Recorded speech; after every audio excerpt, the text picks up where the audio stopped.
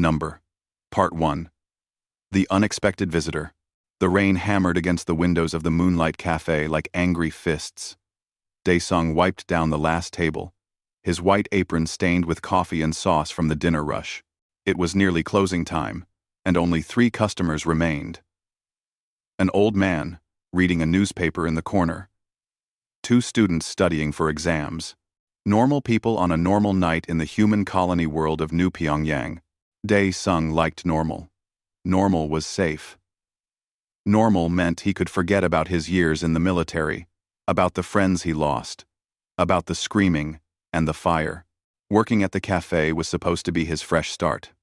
Pour coffee, serve food, go home. The door crashed open so hard it nearly flew off its hinges. Everyone in the cafe jumped. The old man dropped his newspaper. The students scrambled backward, knocking over their chairs. Daesung spun around, his heart pounding, his military instincts screaming danger. A massive figure stood in the doorway, silhouetted against the storm. Water poured off armor that looked like it had been through hell. The figure was huge, at least 7 feet tall, with broad shoulders that barely fit through the frame. Steam rose from the hot metal as rain struck it. Then the figure stepped inside. And Daesung stopped breathing. She was dragon-kin. There was no mistaking it. Iridescent scales covered parts of her neck and arms, shimmering purple and silver in the cafe lights. 2 curved horns grew from her temples, sweeping back through long black hair that was plastered to her head from the rain. Her eyes glowed faintly amber, with vertical pupils that could see in any light. She wore battle armor, scorched and dented, with burn marks across the chest plate. Something dark dripped from the edges. Blood. Maybe hers. Probably not. Dragonkin didn't come to human cafes. Dragonkin didn't come to human worlds unless they were conquering them. Dragonkin were the rulers of half the galaxy, the top of every chain, the species that made all the rules and expected everyone else to bow. The old man ran, just stood up and ran out the door into the rain, newspaper forgotten. The students were right behind him, stumbling over each other in their panic. Daesung understood. He'd served in the war. He'd seen what Dragonkin could do when they decided humans were in their way. But Daesung didn't run. Maybe it was his military training. Maybe it was stupidity. Maybe it was because his legs had gone numb with fear and forgotten how to move.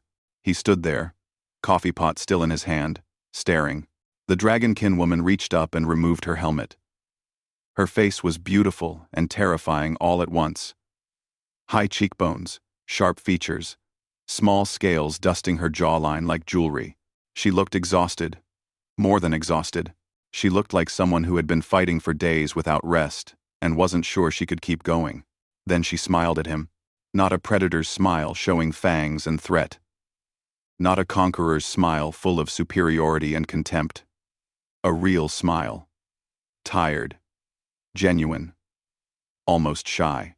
Like a person walking into a warm place after being out in the cold too long. Daesung froze completely. Dragonkin didn't smile at humans. They barely acknowledged humans existed. In all his years in the military, in all the battles and briefings and tense negotiations, he had never seen a Dragonkin look at a human with anything but cold indifference or active hatred.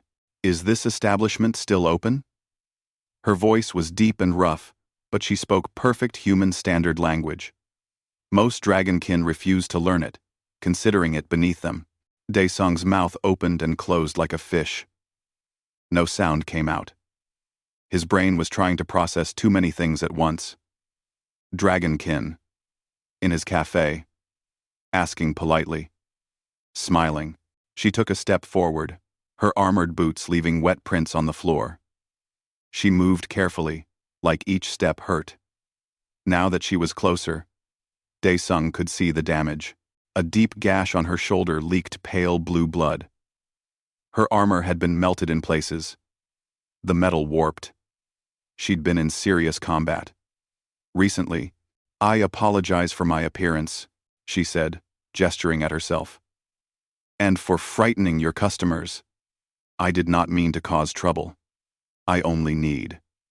She paused, and something vulnerable crossed her face, something that looked almost human. What do humans drink when they are trying to forget a very bad day? That broke through Daesung's paralysis. He knew that feeling. He'd lived that feeling for 2 years after leaving the military. He set down the coffee pot with a hand that shook only slightly. Coffee, he said. His voice came out steadier than he expected. Humans drink coffee. Then I would like coffee, please. She moved toward the nearest table and sat down slowly, like an old woman with aching joints.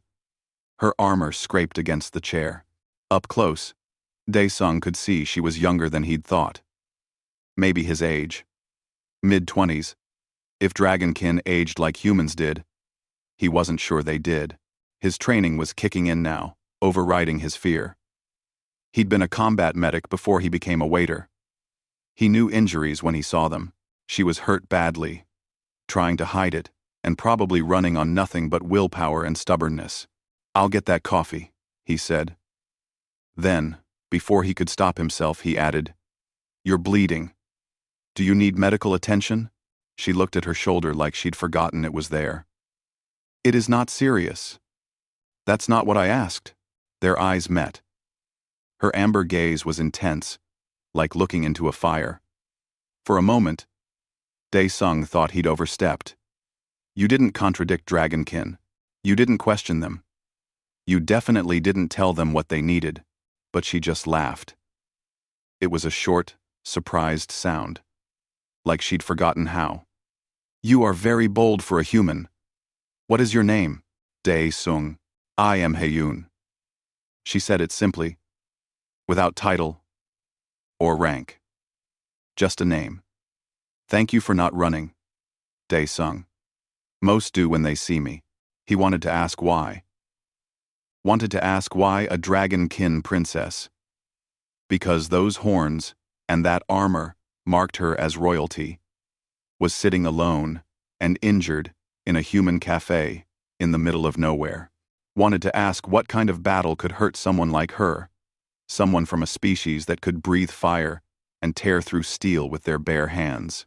Instead, he said, I'll make your coffee. He went behind the counter and started the machine. His hands moved automatically. Muscle memory, from thousands of pots brewed. While the coffee dripped, he kept glancing at Haeyun. She sat very still, her head tilted slightly, listening to something. Her hand rested near her weapon, a long blade sheathed at her hip. She was listening for pursuit, Daesung realized. She was hunted. She was hunted. The cafe door opened again. Daesung's heart jumped into his throat.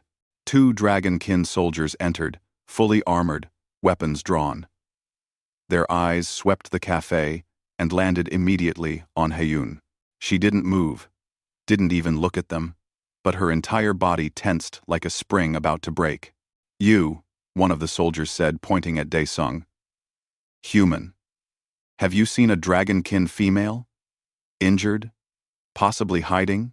Daesung looked at Haeyun. She looked back at him. In her eyes, he saw exhaustion and resignation and something else. Acceptance. Like she'd known this was how it would end. Like she'd been running for so long that getting caught was almost a relief. He thought about his friends who died, about the treaty violations and the war crimes, and the way dragonkin ships had accidentally fired on a hospital ship with his entire squad inside, about the way the Imperium had called it regrettable and moved on because human lives didn't matter to them. He thought about the way Haeyun had asked for coffee, the way she'd apologized, the way she'd thanked him for not running. Daesung turned back to the soldiers and lied directly to their faces. No, he said. I haven't seen anyone. Just regular customers all night. The soldiers stared at him with cold reptilian eyes. One of them took a step forward. You would not lie to the Imperial Guard. Would you? Human. The penalty for harboring a traitor is death. I'm not lying, Daesung said, and was proud of how steady his voice stayed. I'm just making coffee. The soldiers looked around the cafe one more time. Their gaze passed right over Haeyun, who sat very still. Maybe they were looking for someone running, someone fighting, someone acting like prey. She sat like a customer. Calm, quiet, just a person having coffee on a rainy night. Finally, they left. The door swung shut behind them. Silence filled the cafe, broken only by the hiss of the coffee machine and the drumming rain. Dae-sung's legs nearly gave out. He grabbed the counter to stay upright. His entire body was shaking now, adrenaline flooding through him. "Why did you do that?" Haeyun's voice was barely a whisper. She stared at him like he'd grown a second head. "You just committed treason against the Draconis Imperium. They will execute you if they find out." "Why?" Dae-sung picked up the coffee pot with trembling hands. He walked over to her table and poured a cup. The rich, dark, liquid, steamed in the cool air. He set it down in front of her. "You looked like you needed coffee more than they needed you," he said. Haeyun looked at the coffee, then at him, then back at the coffee. For a long moment, she didn't move. Then she picked up the cup with both hands and took a sip. Her eyes closed. "This is good," she said softly. "This is very good. It's just coffee." "No." She opened her eyes, and they were bright with something that might have been tears. "It is not just coffee. It is kindness." I had forgotten what that felt like. Outside, the storm continued to rage. Inside the moonlight cafe, a human waiter and a dragon princess sat together in the warm light, drinking coffee and trying to forget very bad days. Neither of them knew it yet, but the galaxy was about to change forever, all because one of them smiled and the other didn't look away. Part 2. The Human Touch. Dae-sung locked the cafe door and flipped the sign to closed. His hands were still shaking. He'd just lied to Imperial guards. He'd just hidden a fugitive, dragon-kin princess. He'd just thrown away his quiet, safe life in about 30 seconds, and he wasn't even sure why. Haeyun sat at the table, still drinking her coffee. She'd removed her shoulder armor to better examine her wound. The gash was deep, cutting through scales and flesh. Blue blood oozed slowly, but she didn't make a sound. Dragonkin were taught from birth that showing pain was weakness. Weakness was death. "You should leave," Haeyun said without looking up. "I will move on soon. There is no reason for you to be involved further. That wound needs treatment." Dae-sung pulled a chair around to face her. "I have medical supplies in the back room. I was a combat medic before I worked here. I will heal. My kind recovers quickly. Not from that. You won't." Dae-sung studied the injury with a professional eye. "That's a plasma burn. 3rd degree at least. If you don't treat it properly, infection will set in. Dragonkin might be tough, but you're not immortal." Haeyun finally looked at him. Really looked at him, like she was trying to figure out what kind of creature he was. "Why do you care?" "Because you're hurt. I am your enemy. My people have killed yours for centuries. We see humans as beneath us, as lesser beings fit only for labor and service. Why would you help me?" Dae-sung thought about that. He thought about the hospital ship, about his friends burning in space, about the nightmares that still woke him up at night, about all the very good reasons he should hate every dragonkin in the galaxy. Then he thought about the way she'd asked for coffee, the way she'd said please and thank you, the way she'd looked when he didn't run. "Because right now," he said slowly, "you're just a person who needs help. And I'm a person who knows how to help. That's enough." Haeyun stared at him for a long time. Then, so quietly he almost didn't hear it, she said, "I have never met anyone like you. Come on." Dae-sung stood and gestured toward the back room. "Let's get you patched up before those guards come back with better sensors." The back room was small and cluttered, filled with supplies and cleaning equipment. Dae-sung cleared off a counter and pulled out his old medical kit.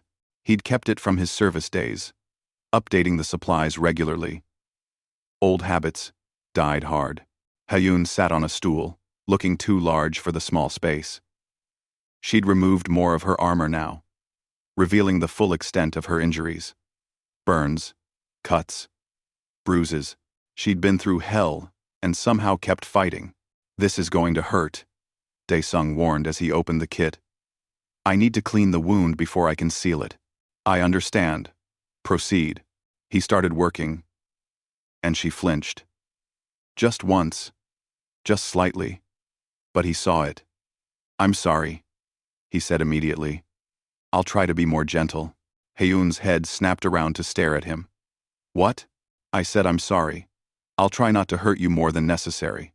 "You apologized." "To me." She sounded baffled. "For causing me pain while treating my injury. An injury I received in battle." "Yes? Dragonkin, do not apologize. We take what we need, do what we must. Others endure, or they don't. That is the way." Dae-sung paused in his work. "That sounds lonely." "Lonely?" She tested the word like it was foreign. "It is strength. It is survival. It is how we conquered half the galaxy. And people. Maybe." Dae-sung went back to cleaning the wound, working carefully. "But it's still lonely." They were quiet for a while. Dae-sung focused on his work, his medic training coming back like he'd never stopped. Clean, seal, bandage. Simple steps he'd done 1,000 times, but he'd never done them for a dragonkin before. Her physiology was different from human, but not so different that he couldn't adapt. "What happened?" he asked finally. "Why are Imperial Guards hunting you?" Hyun was silent for so long he thought she wouldn't answer. Then she started talking, her voice flat and tired. "I am Princess Hyun of the Draconis Imperium, third daughter of Emperor Kalthor. 3 months ago, I was stationed on the border worlds, leading patrols against pirates. We received orders to test a new weapon system on an uninhabited planet. Routine procedure." She paused. Dae-sung kept working, letting her tell the story at her own pace. The planet was not uninhabited. There was a colony there. 5,000 people. Mostly human. Some others. They had been there for 20 years. Farming. Building lives.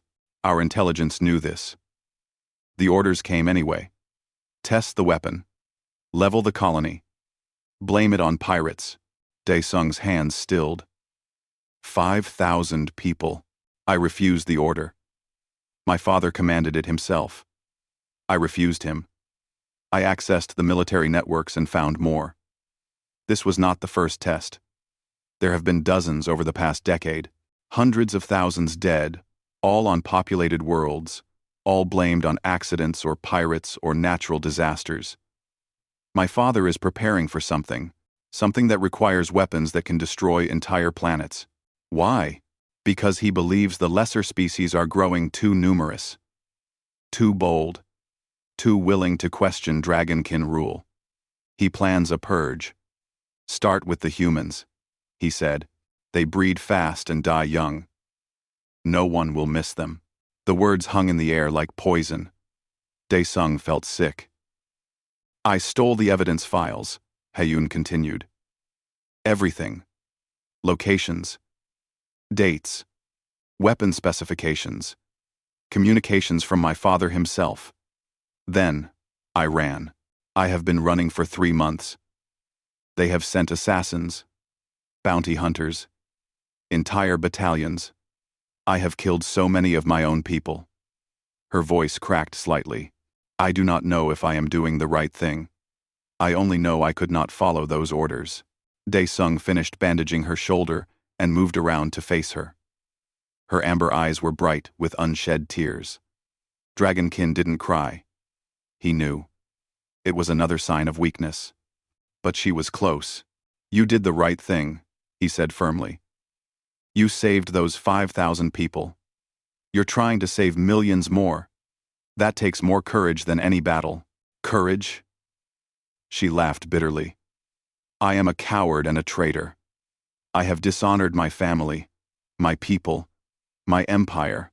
When they catch me, and they will catch me, I will be executed as an example. Everything I have done will be erased. Not if we stop them first. We? Hayun looked at him sharply. There is no we. Dae-sung. You have already done too much. You should forget you ever saw me. I lied to Imperial guards for you. I'm already involved. And I'm not going to forget. Dae-sung pulled up a stool and sat down facing her. You have evidence that could save billions of lives. You need help getting it to people who can use it. I can help. You are one human. A waiter. What can you possibly do against the entire Draconis Imperium? I know people. Smugglers. Information brokers. Resistance networks. The humans you think are beneath notice? We've been building connections across the galaxy for decades. We had to. It was the only way to survive under your rule. Hayun studied him again with those intense eyes. You would risk your life for this? For people you have never met? For species that are not even your own? My whole squad died because of a dragonkin training exercise gone wrong. You know what the official report said? Acceptable losses. Human lives are cheap. Dae-sung met her gaze steadily. I couldn't save them. But maybe I can save others. So yes, I'll risk my life. Someone has to. I cannot promise we will succeed. I cannot even promise we will survive. I know. The road ahead will be dangerous. We will be hunted across the galaxy. You will become a fugitive, a traitor to the Imperium. You will never be able to return to this life, this cafe, this safe place you have built. I know that too. Hayun reached out slowly, like she was touching something fragile. Her scaled hand covered his human one. Her palm was warm, almost hot. Her scales smooth like polished stone. Thank you, she whispered. I have been alone for so long. I had forgotten that there could be allies. Friends. Friends help each other, Dae-sung said. That's what we do. They sat like that for a moment, human and dragon kin, hands joined in the back room of a small cafe. Outside, the rain had stopped. Dawn was coming, painting the sky gray and pink. We should leave before sunrise, Hayun said. The guards will return with better tracking equipment. They will scan the whole district. I need to pack some things and say goodbye to someone. 20 minutes later, they stood at the cafe door. Dae-sung wore his old military jacket and carried a pack with supplies. Hayun had her armor back on, her helmet under one arm. She looked at the cafe one last time. This is a good place, she said. Warm. Safe. I'm sorry I brought danger here. You brought more than danger. Dae-sung locked the door and pocketed the key. You brought hope. The evidence you're carrying could change everything, or it could change nothing. We might die before we can share it. Maybe, but we have to try. An old woman appeared from the apartment above the cafe. Mrs. Bo-ra. The owner, Dae-sung's adoptive mother in all but name. She looked at Dae-sung, then at Hayun, then back at Dae-sung. She sighed deeply. You're leaving. It wasn't a question. I have to. I know. She walked over and hugged him tight. I raised you to do the right thing, even when it's hard. Especially when it's hard. Go make those scaled tyrants pay, boy. Show them what one good human can do. She turned to Hayun and jabbed a finger at her chest. You keep him safe. You hear me? He's a good boy. Too good for his own good sometimes. Hayun looked startled, then bowed deeply. I swear on my honor, I will protect him with my life. See that you do. Mrs. Bo-ra pressed a package into Dae-sung's hands. Food for the road. And this. She handed him a small data chip. Contacts. People I knew from the old days. Before I ran the cafe, I did other work. Dangerous work. They'll help you. If you mention my name. Dae-sung stared at her. I never knew. Good. That means I stayed hidden well. Now go. Before those Imperial dogs come back. And Dae-sung, come back someday. I'll keep your favorite cup waiting. They left as the sun rose over New Pyongyang. A human waiter and a dragon princess, walking into an uncertain future together. Behind them, the Moonlight Café stood quiet and dark. Ahead of them, the galaxy waited, full of danger and possibility. The hunt was on. But so was something else. Something the Imperium had never expected and didn't know how to fight. Hope. Part 3. The Human Gambit. The cargo ship was old, rusty, and smelled like recycled air and unwashed socks, perfect for hiding. No one looked twice at vessels like this. They moved through the galaxy carrying cheap goods and cheaper dreams beneath the notice of Imperial patrols. Dae-sung sat in the cramped crew quarters, working on a battered datapad. Hae-yoon stood by the porthole, watching stars streak past as they traveled through hyperspace. It had been 2 weeks since they left New Pyongyang. 2 weeks of running, hiding, and slowly making their way toward the galactic core. We're being followed, Hae-yoon said suddenly. Dae-sung looked up. How do you know?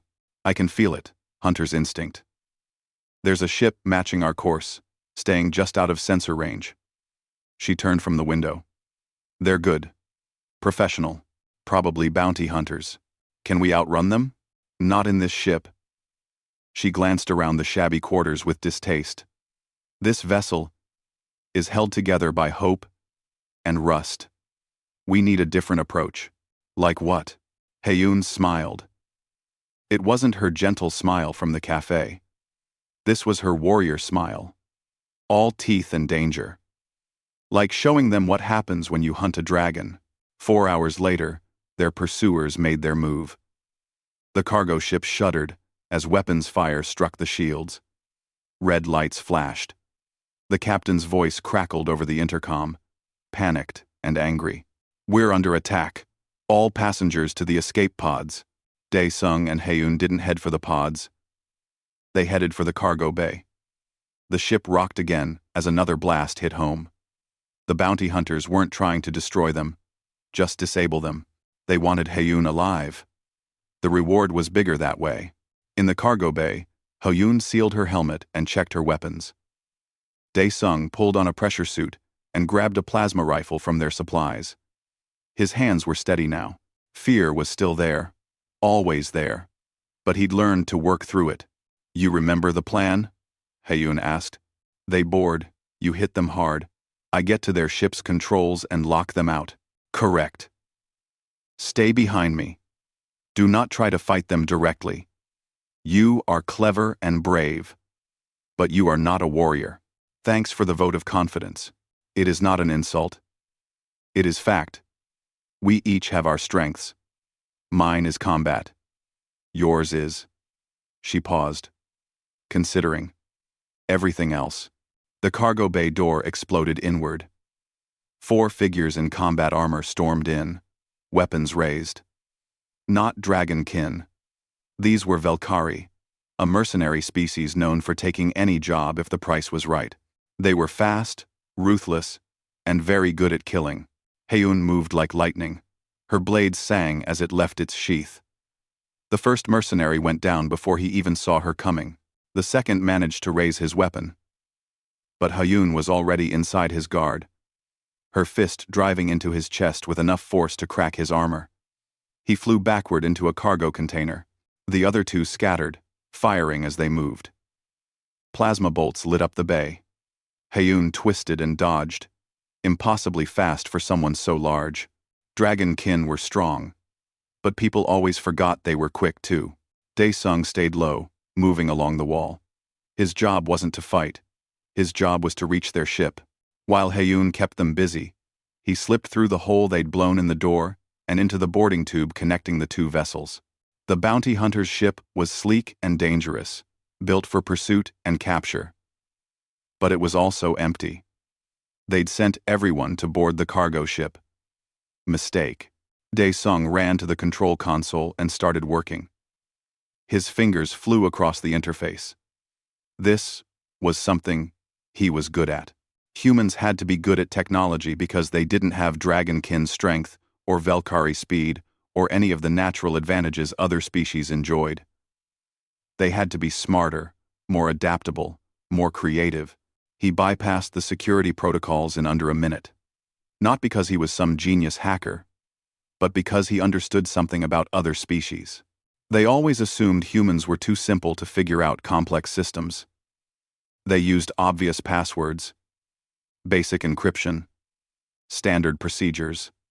They didn't expect humans to be looking. Dae-sung locked out the ship's weapons and engines, then opened a channel back to the cargo bay.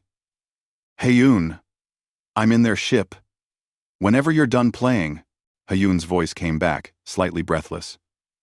"Not playing. Working." "Two more." Dae-sung pulled up the ship's navigation data while he waited. His eyes widened. "Hayoon, there's something you need to see. They weren't just hunting you randomly. Someone gave them your exact route 3 days ago." "That's impossible. No one knows our route except the captain, and whoever he told, or whoever hacked his ship's systems, or whoever paid him to give us up." Dae-sung scrolled through the data. "There's a communication here, encrypted but not very well. Give me a minute. Take your time. I am almost finished." Dae-sung heard sounds of fighting through the comm. Then silence. A moment later, Hayoon appeared in the doorway, breathing hard. Blue blood dripped from a cut on her arm, but she was grinning. "The cargo ship captain is trying to escape," she said. "He sold us out. Contacted the bounty hunters himself for a cut of the reward." "I know. I found the messages." Dae-sung pulled up the decrypted files. "But that's not the interesting part. Look at this." Hayoon leaned over his shoulder, reading the screen. Her expression darkened. "These are Imperial military codes. Current ones. The bounty hunters have direct support from my father's forces. They're sharing tracking data, patrol routes, everything. It gets worse." Dae-sung opened another file. "The Imperium is offering rewards to anyone who turns in people helping you. Human, Velkari, anyone. They're making it very expensive to be your friend. Then we will have no friends. We will be alone." "No." Dae-sung stood and turned to face her. "We'll just have to be smarter about who we trust. And we need to move faster. Get this evidence to someone who can use it before they catch us." "Who?" "Every major news network in the galaxy is controlled by Dragon Kin. Or their allies. Every government fears Imperial retaliation. Who would dare stand against them? I'm Market. I'm Mar." Dae-sung smiled. "You're thinking too big. We don't need governments or news networks. We need people. Regular people who are tired of being stepped on. I know someone who can help. A human named Jiwoo. He runs an underground information network. Small, independent, impossible to shut down completely. If we can get him this evidence, he can spread it across 1,000 worlds before the Imperium even knows it's out there." "Where is this Jiwoo?" "Neutral space. The station at Freehaven. It's going to be dangerous getting there. Everything is dangerous now." Hayoon looked at the bounty hunter's ship controls. "Can you fly this vessel?" "Probably." "Good enough. We take this ship. It is faster than the cargo hauler and has better weapons. We will need both." They transferred their supplies and launched within the hour.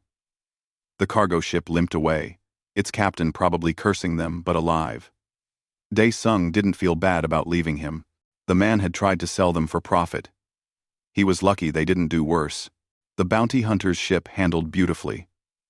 Dae-sung sat in the pilot's seat, getting a feel for the controls. Hayoon stood behind him, one hand on his shoulder for balance as the ship accelerated. "You're a better pilot than you claimed," she said. "I was a combat medic.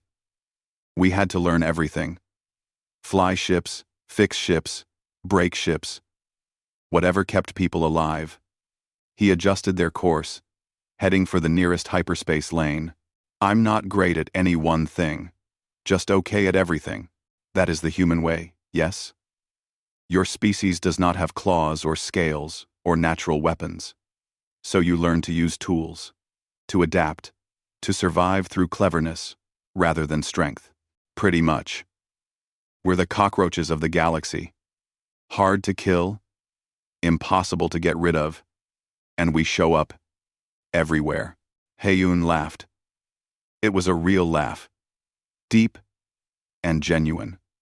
I like this saying. Cockroaches. Small, but persistent. There are worse things to be. They jumped to hyperspace, and the stars turned to streaks. Daesung set the autopilot and turned to face Heyun. She'd removed her helmet again, her long hair loose around her shoulders. Can I ask you something? He said. Of course. Why me? You could have gone to anyone that night. Why did you walk into my cafe? Heyun thought about it for a long moment. I saw the sign. Moonlight Café. Such a gentle name. And through the window, I saw you wiping tables. You looked peaceful, content. I have been a warrior my entire life. I have known battle and blood and honor. But I have never known peace. I wanted, just for a moment, to be in a place where there was no fighting, no killing, just warmth and light, and perhaps some kindness. Did you find it? Yes. She met his eyes. And more than I expected. I found a friend. I found someone willing to stand beside me when the entire galaxy wants me dead. Do you know how rare that is? Pretty rare, I guess. In all my years, no one has ever helped me without wanting something in return. Power, favor, influence. But you asked for nothing. You just helped. Because I was hurt. Because it was right. She shook her head slowly. I am beginning to understand why the Imperium fears humans. Not because you are strong. Because you are good. And goodness is more dangerous to tyrants than any weapon. Daesung didn't know what to say to that. He turned back to the controls, his face warm. They flew in comfortable silence for a while, just two fugitives against the galaxy, somehow finding hope in each other. Daesung, Heyun said eventually, when this is over, if we survive, what will you do? Go back to the cafe, I guess, pour coffee, live quietly. You could do more. You are smart, capable, brave. You could be a leader, a warrior, anything you choose. I don't want to be a warrior. I've seen enough fighting. He glanced back at her. I just want to help people. One cup of coffee at a time. Small and simple. That's enough for me. Then you are wiser than most. Heyun smiled.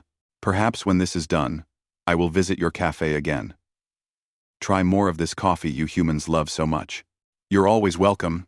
The ship's sensors beeped a warning. Daesung checked the display and felt his stomach drop.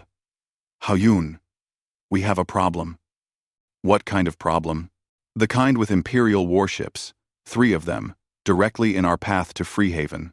Heyun leaned over the console, her expression grim. They are waiting for us.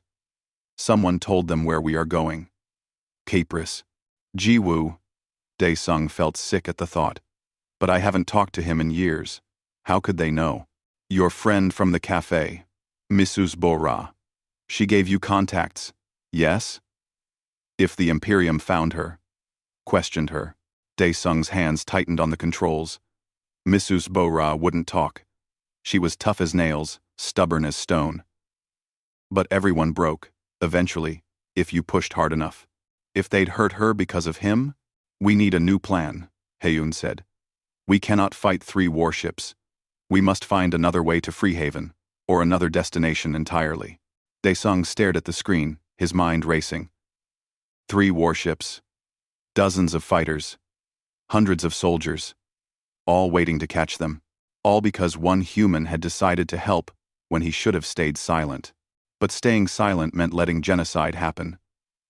It meant watching the galaxy burn while doing nothing. Mrs. Bora had raised him better than that. I have an idea, he said slowly. It's crazy. Probably won't work. Definitely dangerous. Tell me. We don't run from them. We go straight at them. Heyun stared at him. Daesung pulled up a star map and pointed. There. That asteroid field between us and them. Dense, chaotic, full of mining operations. If we go through it, they'll have to follow or lose us. Their big ships won't be able to navigate it as well as this small one. And if we crash, then we crash. But at least we tried. He looked at her. What do you think? Heun's warrior smile returned. I think you are learning to be brave in the right ways. And I think any plan that makes Imperial captains nervous is a good plan. We do this. Hold on then. It's going to be rough. They dove toward the asteroid field at full speed, 3 warships in pursuit. The hunt continued, but now the prey was setting the terms, and in the cold darkness of space, a human and a dragonkin flew together toward an uncertain future, refusing to give up, refusing to back down. Because sometimes, courage wasn't about being strong. It was about being stubborn enough to keep going when everyone said you should quit. Part 4. The Waiters' War. The asteroid field was exactly as bad as it looked. Worse. Actually. Giant rocks spun through space at terrifying speeds, colliding and fragmenting into smaller rocks that were somehow even more dangerous. Mining drones zipped between them like angry bees. Warning beacons flashed red, telling anyone with sense to stay away. Dae Sung flew straight into it. The bounty hunter's ship twisted and dove between asteroids, alarms screaming. Behind them, the Imperial warships slowed, trying to maintain pursuit without smashing into anything. They were bigger, more powerful, but also less agile. There. Heun pointed at a gap between 2 massive asteroids. Through there. Dae Sung didn't question her. He'd learned her combat instincts were usually right. He threw the ship into a hard turn, feeling the G-forces push him into his seat even through the inertial dampeners. They shot through the gap with meters to spare. One of the pursuing fighters wasn't so lucky. It clipped an asteroid and spun out of control, exploding in a silent flash. 2 fighters still on us, Heun called out, watching the sensors. The warships are falling back, but the fighters are staying close. Working on it. Dae Sung saw a cluster of mining drones ahead and had an idea. A stupid, dangerous idea. The best kind. He flew straight at the drones. At the last second, he cut the engines and fired maneuvering thrusters, making the ship spin sideways. They slid through the drone cluster like a coin dropped on edge. The pursuing fighters, flying faster, plowed right into the drones. Explosions lit up space behind them. Ha! Dae Sung couldn't help laughing. It was either laugh or scream. Humans won. Imperium 0. Heun gripped his shoulder. Don't celebrate yet. Look, on the sensors, more ships were coming. Many more. Not warships this time, but fighters and patrol craft, converging from all directions. They'd called for reinforcements. There's too many, Dae Sung said, his momentary joy dying. Even if we make it through the field, they'll be waiting on the other side. Then we don't go to Freehaven. We go somewhere they won't expect. Heun pulled up the navigation system. Here. This moon. Uninhabited, no strategic value. But it has an old research station, abandoned years ago. What good does that do us? We hide. We rest. We plan our next move. She looked at him seriously. And we accept that we may not make it to Freehaven at all. We may need a different solution. Dae Sung nodded and changed course. They broke out of the asteroid field and dove toward the moon, using its gravity to slingshot around and lose their pursuers. It worked. By the time the Imperial ships cleared the asteroids, Dae Sung and Heun were landing at the research station, powering down to minimize their sensor signature. The station was old and cold and dark. Their footsteps echoed as they walked through empty corridors, headlamps cutting through the gloom. Whatever research had been done here, it was finished long ago. Now there was just dust and silence, They found a room with intact life support and set up camp. Hyun stood guard, while Dae-sung tried to contact Ji-woo through the station's old communication array. It took hours to get it working. And when he finally established a connection, the news wasn't good. Dae-sung? Ji-woo's voice crackled over the speaker, distorted but recognizable. Everyone thought you were dead. The Imperium put out a bulletin. They're saying you kidnapped a dragonkin princess. It's a lie. She's helping me. We have evidence about Imperial war crimes. Genocide plans. We need to get it to you. Static. Then, I can't help you, brother. I'm sorry. The Imperium raided half my network.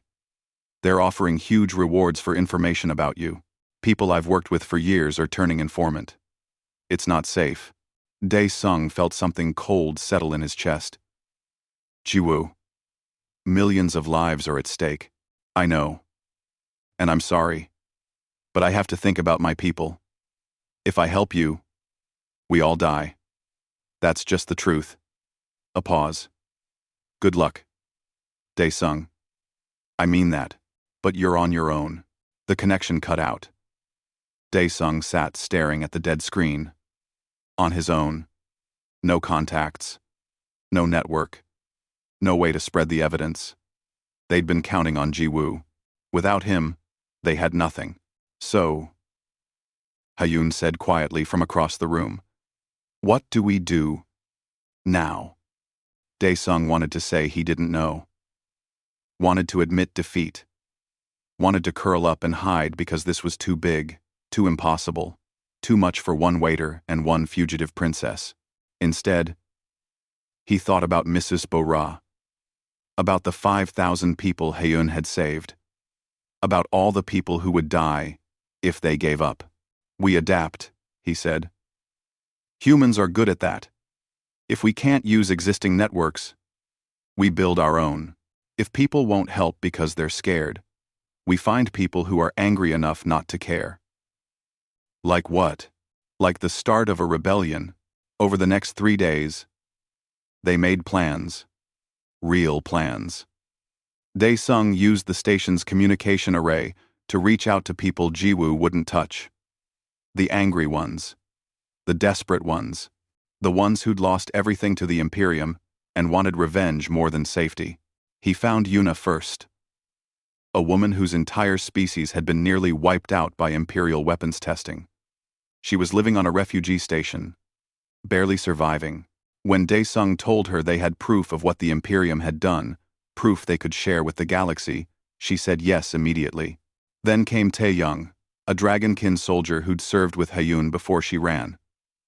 He'd been questioning orders for years, but never had the courage to act. When he learned what his princess was doing, what she was risking, he deserted his post and came to help. And finally, Hyun-woo, Dae-sung's old squad mate, the one person who'd survived the hospital ship attack. He'd gone into intelligence work after leaving the military, moving through shadows, gathering secrets. When Dae-sung called, he didn't even ask questions. He just said, "Where do you need me?" They met at the research station. 4 people from 4 different backgrounds, united by a common enemy. It wasn't much. It wasn't an army. But it was a start. Okay, Dae-sung said, standing before them in the cold room. Here's the situation. The Imperium is planning genocide. They have weapons that can destroy entire planets. They've tested them on populated worlds. We have proof. We need to get that proof to people who can do something with it. Who? Yuna asked. Her voice was hard, bitter. Everyone's afraid of the dragonkin. No one will stand against them. Then we make them. Dae-sung pulled up a holographic display showing Imperial territory. The evidence Hyun stole includes more than just test results. It includes target lists, worlds scheduled for termination, supply routes, weapon storage facilities, everything. You want to hit them, Tae-young said, understanding. Hurt them where they're vulnerable. I want to prove they can be hurt at all. Dae-sung pointed to a supply depot on the edge of Imperial space. This facility stores weapons, components, not heavily defended because it's so far from the front lines. If we destroy it, we slow down their weapon production, and we show the galaxy that someone is fighting back. Hyunwoo studied the display. That's bold, crazy, probably suicidal, probably. Dae-sung agreed. But it's better than hiding. And if we can pull it off, if we can broadcast what we're doing and why we're doing it, maybe others will join us. Maybe we start something bigger than just us. They talked through the night, planning, arguing, refining. Haeyoon shared tactical knowledge. Tae-young provided intelligence on Imperial security procedures. Hyun-woo found weaknesses in their patrols. Yuna offered contacts among refugee populations who'd do anything to strike back. And Dae-sung held it all together, turning scattered ideas into a coherent plan. It was the most human thing possible, taking scraps and making something useful, turning weakness into strength through cooperation and creativity. There's something you all should know, Haeyoon said before they finalized everything. I am the target. They want me. If anything goes wrong, leave me behind. Save yourselves and the evidence. Not happening, Dae-sung said immediately. You would die for me. I'd prefer not to die at all, actually. But if we're doing this, we do it together. All of us. That's how humans work. We don't leave people behind. Tae-young nodded. She speaks truth. In Dragonkin culture, we glorify individual strength. But I have watched humans, studied them. Your strength is different. You are weak, alone, but powerful together. It is a lesson my people never learned. Then let's teach them, Yuna said fiercely. They launched their attack 3 days later. 5 people in a stolen ship against an Imperial supply depot. It should have been suicide. Maybe it was, but they had surprise on their side. They had Haeyoon's combat skills, and Dae-sung's planning, and Tae-young's insider knowledge. They had everything the Imperium didn't expect. They hit the depot at shift change when security was sloppy. Hyunwoo hacked their systems, while Haeyoon and Tae-young cleared the guards. Dae-sung and Yuna set charges on the weapon storage. Everything moved like clockwork, like they'd been working together for years instead of days. The Imperium responded. Of course. Fighters launched. Alarms blared. But by then, Dae-sung was broadcasting on every frequency, sending out Haeyoon's evidence files to anyone who could receive them. This is Dae-sung, a human from New Pyongyang, he said into the comm. The Draconis Imperium has lied to you. They've committed genocide. They're planning more. This is proof. Share it. Spread it. Don't let them hide these crimes. And know that we're fighting back. We might be small. We might be weak. But we're not giving up. Join us. Fight with us. Together, we can stop them. The charges detonated as they fled. The supply depot exploded in a massive fireball visible from space. Weapons, components worth billions of credits, vaporized in seconds. The Imperium's genocide plans just got a little bit harder. As they jumped to hyperspace, alarms wailing and shields failing, Dae-sung thought about that first night in the café. About how he'd frozen when Haeyoon smiled at him. About how terrified he'd been. He wasn't that person anymore. None of them were. They'd become something the Imperium never expected and couldn't prepare for. They'd become hope, armed, dangerous, and absolutely refusing to quit. Where to now? Haeyoon asked, bleeding from a dozen small wounds but smiling her warrior smile. Everywhere, Dae-sung said. We spread the evidence. We hit them again and again. We make so much noise they can't ignore us. We are 5 people against an empire. For now. But the message is out. People are listening. Some will join us. More and more. Until 5 becomes 50, becomes 5,000. He met her eyes. We started something tonight. Something that can't be stopped. Something your father is going to regret. Heyoon laughed, wild and free. A waiter and a princess against the galaxy. This should be interesting. Oh, Daesung said, grinning despite the danger and the fear and everything they'd just done. I think we've moved past interesting. What would you call it then? He thought about it, watching stars blur past the viewport, surrounded by people who'd become his family in the span of days. Revolution, he said finally. I'd call it a revolution. And somewhere in the depths of space, an empire that had ruled for centuries began to realize that sometimes the most dangerous enemy wasn't the strongest, or the fastest, or the most powerful. Sometimes it was just someone stubborn enough to keep fighting when everyone said they should quit. Part 5. The Dragon and the Human. The evidence spread like wildfire.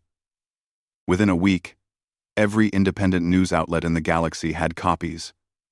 Refugee networks shared it. Resistance cells broadcast it. Even some imperial citizens leaked it through secure channels, horrified by what their government had done. Emperor Kalthor's response was predictable. He denied everything, called it fabricated lies created by enemies of the empire.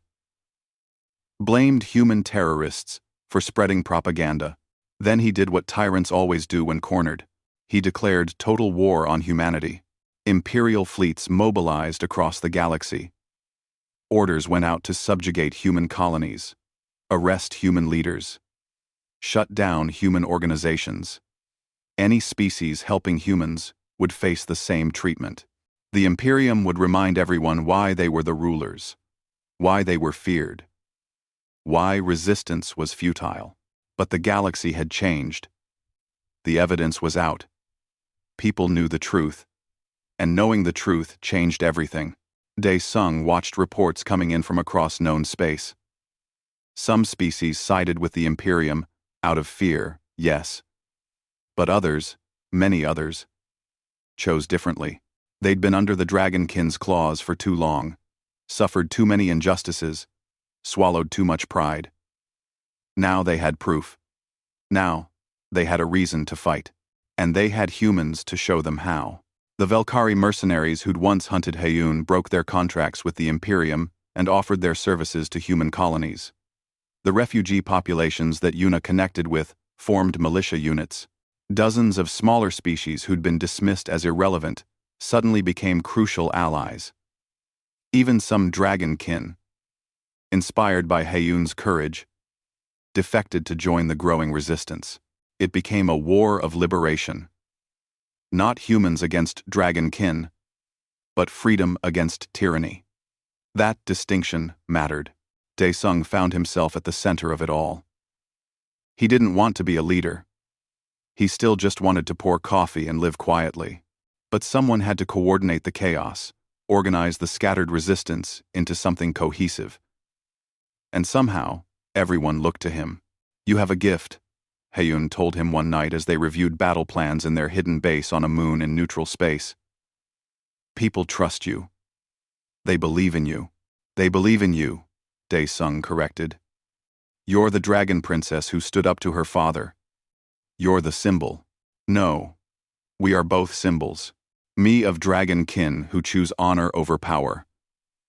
You of humans who choose courage over safety. She smiled tiredly. Together, we show that enemies can become allies. That peace is possible. That is what people believe in. 3 months into the war, Emperor Kalthor made his move. He'd been gathering his forces, pulling back from minor engagements, consolidating power. Now he launched a massive assault on New Pyongyang, the world where it all started. If he could crush humanity's symbolic heart, he could break the resistance's spirit. Daesung saw it coming. Intelligence reports from Hyunwoo showed fleet movements, supply buildups, all the signs of major offensive. The Imperium was coming with everything they had, hundreds of warships, thousands of fighters, ground forces in the millions. We can't defend it, Tae-young said, studying the numbers. Not conventionally. They outnumber us 10 to 1. They have better ships, better weapons, Better everything. Then we don't fight conventionally, Dae-sung said. We fight like humans. We adapt. He called in every favor, contacted every ally, pulled together every ship and soldier that could reach New Pyongyang in time. It wasn't enough to match the Imperial fleet. Not even close. But it didn't have to be. We don't need to destroy them, Dae-sung explained to his commanders. We need to hold them. Make them bleed for every meter. Give me time to do something impossible. What impossible thing? Haeun asked. I'm going to Pyrocrest, to the Imperial throne world, to end this at its source. Everyone stared at him like he'd gone insane. You want to infiltrate the most heavily defended planet in the galaxy? Yuna's voice was flat with disbelief. During a major offensive? When every Imperial soldier is on high alert? Exactly. They won't expect it. All their attention is on New Pyongyang. The throne world will be lightly defended. Relatively speaking. It's our best chance. Some chance for what? Tae-young demanded. To rescue Haeun's evidence back up from Imperial archives and broadcast it from the throne world itself. To challenge Emperor Kalthor publicly. Force him to defend his actions before his own people. To prove that he can be reached. That he's not invincible. That's suicide. Maybe. Dae-sung looked at each of them. But sitting here while he destroys New Pyongyang is guaranteed death. At least this way, we're doing something. We're fighting back until the very end. I'm coming with you, Haeun said immediately. No, you're needed here, commanding the defense. You're the princess. The people need to see you standing with them. And you need someone who knows the Imperial Palace. Someone who can navigate its defenses. Someone who can face her father, if necessary. Haeun's amber eyes blazed with determination. I ran from him once. I will not run again. We do this together, or not at all. Dae-sung wanted to argue. Wanted to protect her. Keep her safe. Do this impossible thing alone, so she wouldn't have to risk herself again. But he looked at her face and saw the same stubbornness he felt. She'd made her choice. Together then, he said. They left Tae-young in command of New Pyongyang's defense and took a small stealth ship toward Pyrocrest. Just the two of them, like it had been at the start. Full circle. Are you afraid? Haeun asked as they approached the throne world. Terrified, Dae-sung admitted. But I'm more afraid of doing nothing. Good. Fear without action is cowardice. Fear with action is courage. She put her hand over his on the controls. Thank you. For everything. For not running that first night.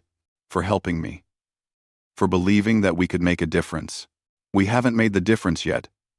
We might still fail. Perhaps. But we tried. That matters. Perhaps. We won report. Perhaps port. Infiltrating Pyrocrest was easier than expected, which made Dae-sung nervous. They used old maintenance codes, Haeun remembered. Slipped past distracted guards. Moved through empty corridors. The palace was skeleton-crewed. Everyone who could fight had been sent to New Pyongyang. They reached the archives and downloaded everything.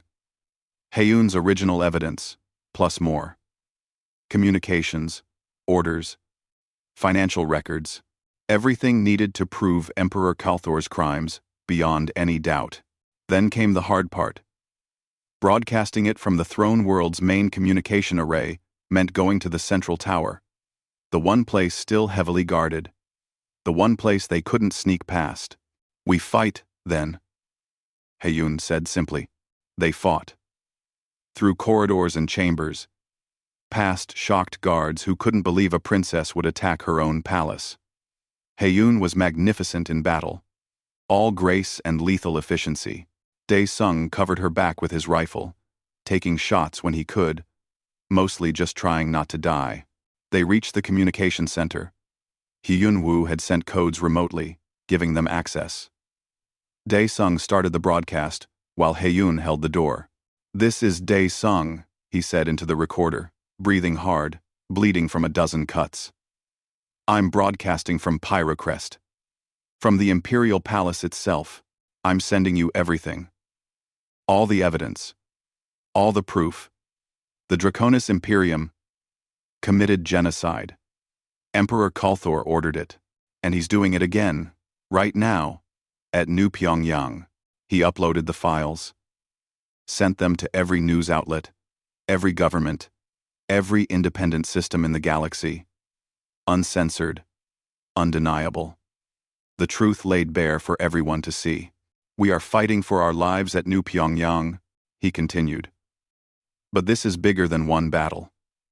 This is about what kind of galaxy we want to live in. One where the strong dominate the weak, where might makes right, where entire species can be erased because one emperor decides they're inconvenient. Or do we want something better? Something where different species work together as equals, where justice matters more than power, where even a waiter and a princess can stand up to an empire and say, "No more." Behind him, Hayun was fighting 3 guards at once. She was tiring. They both were. "I don't know if we'll survive this," Daesung said. "Honestly, we probably won't. But that's okay. Because we tried. We fought. We refused to give up. And I hope, wherever you are, whatever species you are, you'll do the same. Don't let them win. Don't let fear control you. Stand up. Fight back. Together, we're stronger than any empire." The transmission ended. The evidence was out. Now came the price. Emperor Kalthor arrived with his personal guard. He was massive, even for dragon kin, covered in ceremonial armor that had seen real battle. His eyes blazed with rage as he looked at his daughter. "You dare," he said, his voice shaking the walls. "You dare to attack your own home? To betray your own blood?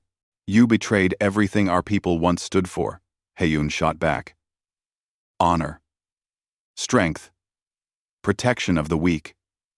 You turned us into monsters. I made us strong. I made us feared. You made us hated. And now you've made us wrong." Hayun raised her blade. "I challenge you, father. Single combat. Winner takes the throne. Old tradition. You can't refuse without looking weak."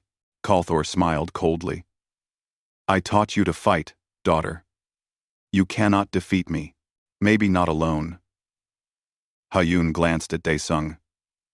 "But I am not alone anymore." The fight was brutal. Kalthor was stronger, more experienced, more powerful in every way. But Hayun fought with something he'd never understood.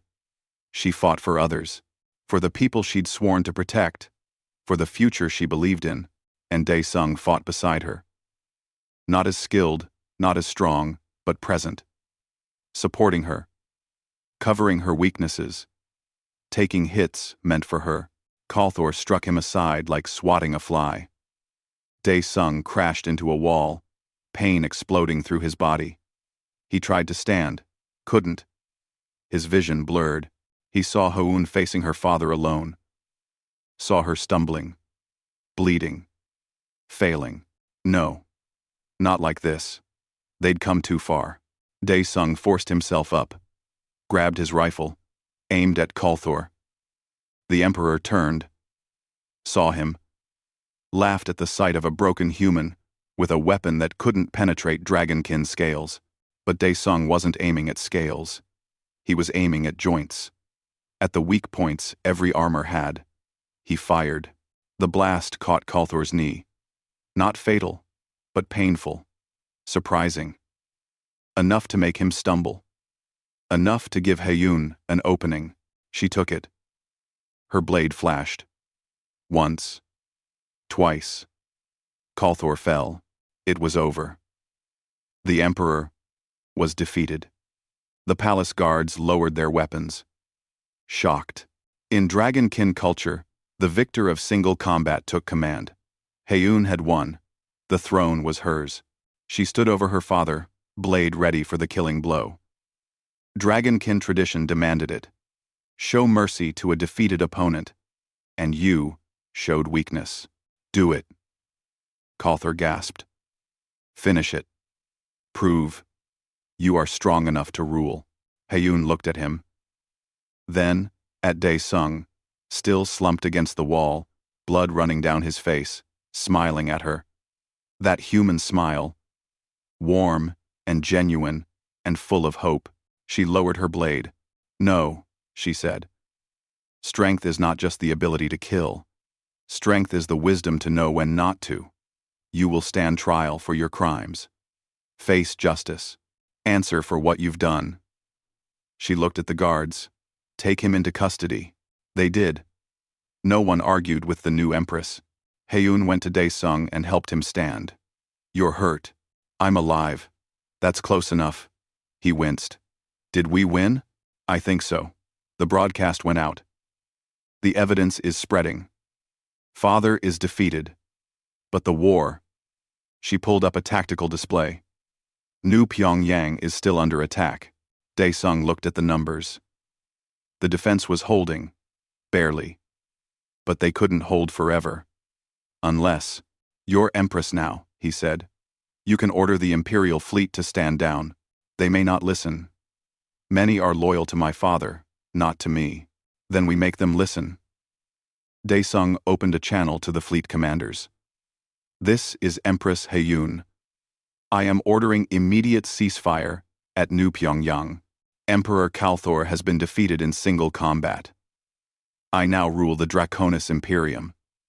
Any commander who continues the attack will be considered a traitor. Silence on the other end. Then, slowly, the imperial ships began withdrawing. Not all of them. Some refused, stayed loyal to the old emperor. But enough stood down that the battle became manageable. Tae-young's voice came through, shocked and jubilant. They're retreating. The Imperials are pulling back. We did it. We actually did it. Celebrations erupted across the resistance networks, humans cheering, other species celebrating. The impossible had happened. They'd survived. More than survived. They'd won. But Dae-sung and Haeyun didn't celebrate yet. There was too much work to do. Peace to negotiate. War crimes to prosecute. An entire galaxy to rebuild. What happens now? Haeyun asked. Now. Dae-sung leaned against her, exhausted. Now we figure out how to turn an empire into something better. A government where all species have a voice. Where power doesn't mean domination. Where dragonkin and humans and everyone else can actually work together. That will take years. Decades, maybe. Good thing we're both stubborn then. 6 months later, the galaxy had changed. Emperor Kalthor stood trial. His crimes laid bare before representatives from every species. The Draconis Imperium dissolved, replaced by the Galactic Assembly. A true union of equals. Empress Haeyun led the Dragonkin delegation, but held no supreme power. Just one voice among many. Dae-sung served as humanity's representative, though he'd tried very hard not to. They'd needed someone. And somehow, it ended up being him. The waiter, who started a revolution. But he made sure to take breaks, time off, days when he could just be himself. On one such day, he returned to New Pyongyang. The city had been damaged in the battle, but was rebuilding, stronger than before. He walked familiar streets to a familiar building, the Moonlight Café, still standing. Mrs. Bora had kept it running through everything, stubborn as ever. The bell chimed as Dae-sung entered. Mrs. Bora looked up from wiping a table and grinned. About time you came home, boy. Your favorite cup's been waiting. Sorry. Got a bit busy saving the galaxy. Don't get cocky. You still owe me for 6 months of missed shifts. Dae-sung laughed and went behind the counter. His hands moved automatically. Making coffee. The familiar ritual soothing something deep inside. This was what he'd missed. The simple act of making something good for someone else. The door chimed again. Dae-sung looked up and froze, just like he had that first night. Haeyun stood in the doorway. Not in armor this time. Just simple clothes. Her horns, the only sign of what she was. She looked tired, but content. At peace, in a way she'd never been. She smiled at him. That same smile. Genuine and warm, and full of hope. Is this establishment still open? She asked. Always, Daesung said. For you? Always. She came in and sat at the same table she'd sat at before. Everything had changed since that night. The whole galaxy had changed. But this moment, this connection, remained the same. Daesung poured 2 cups of coffee and sat down across from her. They didn't talk about politics, or war, or duty. They just talked. About small things. Funny things. The kinds of things friends talk about when they have time to simply be. Outside, the sun set over New Pyongyang. Human children played in the streets alongside dragonkin younglings, the first generation growing up in peace. Mixed species couples walked hand in hand. Ships from a dozen worlds landed at the spaceport, trading goods and ideas and cultures. The galaxy had learned what Heyoon discovered in a rainy café. That strength came in many forms. That the smallest acts of kindness could change everything. That courage wasn't the absence of fear but the decision to act despite it. What do we do now? Heyoon asked eventually, cradling her coffee cup. Daesung looked around the cafe. At Mrs. Bo-ra serving customers. At the warm lights and familiar walls. At the life he'd built and the friend sitting across from him. Whatever we want, he said. We've earned it. I was thinking. Heyoon hesitated. Uncharacteristically shy. I could use someone to teach me more about human culture. Coffee. Food. The simple things I never learned. Would you be willing? Are you asking me to teach a dragon princess how to pour coffee? I am asking a friend to share what he loves. If that's okay. Daesung smiled. It's more than okay. When do you want to start? How about now? They moved behind the counter together. Daesung showed her how to work the machine, how to get the temperature just right, how to pour with care and attention. Heyoon listened and learned, her hands careful despite their strength. Mrs. Bo-ra watched from across the cafe and shook her head, smiling. You know, she called over, I always said this place could change the world. Didn't expect it to be literal. Neither did I, Daesung admitted. But I'm glad it did. To change, Heyoon raised her freshly poured cup. To never underestimating the waiter, Daesung replied, raising his. They drank together as equals, as friends, as something that might become more given time. The galaxy spun on around them, full of possibility and promise. Empires had fallen. New alliances had formed. History had been rewritten, all because one dragon princess entered a cafe dripping wet from battle. And one human waiter froze when she smiled at him, but didn't look away.